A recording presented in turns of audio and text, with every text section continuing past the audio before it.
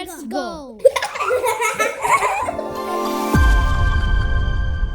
बहुत समय पहले की बात है। एक राजा था जिसका नाम हिरण्यकशिपु था।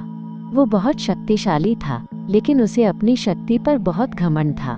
वो चाहता था कि दुनिया का हर इंसान केवल उसी की पूजा करे।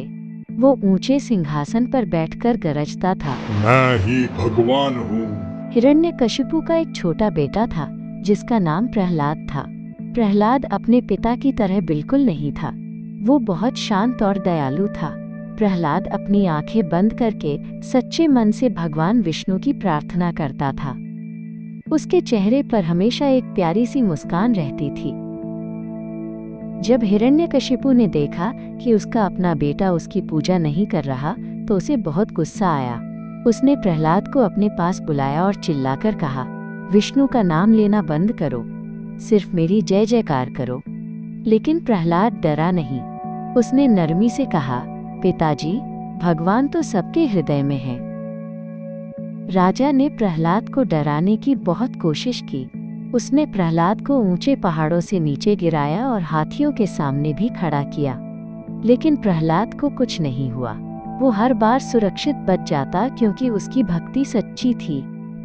राजा अपनी हार देखकर और भी ज्यादा चिढ़ गया। तब राजा की बहन होलिका उसके पास आई।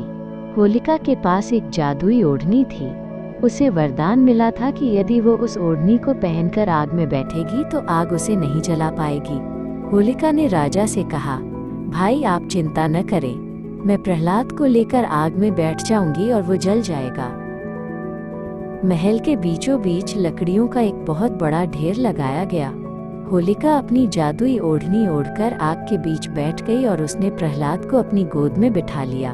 चारों तरफ से आग की लपटें उठने लगीं। प्रहलाद ने अपनी आंखें बंद की और भगवान को याद करने लगा। अचानक एक चमत्कार हुआ। तेज हवा चली और होलिका की जादुई ओढ़नी उसके शरीर से उड़कर प्रहलाद के ऊपर आ गई। होलिका का वरदान काम नहीं आया क्योंकि उसका इरादा बुरा था। देखते ही देखते होलिका आग में जल गई, लेकिन प्रहलाद को खरोंच तक नहीं आई। जब आग ठंडी हुई तो सबने देखा कि प्रहलाद सुरक्षित बाहर निकल रहा है। बुराई की हार हुई थी और सच्चाई की जीत। राजा हिरण्यकशिपु का घमंड चूर चूर हो गया। लोगों ने खुशी में नारे लगाए और प्रहलाद को गले लगा लिया। इसी दिन को हम होलिका दहन के रूप में मनाते हैं। अगले दिन पूरे राज्य में खुशियां छा गईं। लोगों ने एक दूसरे को रंग लगाकर इस जीत का जश्न मनाया। बच्चों ने टोलियां बनाईं और पिचकारियों से पानी छिड़कने लगे।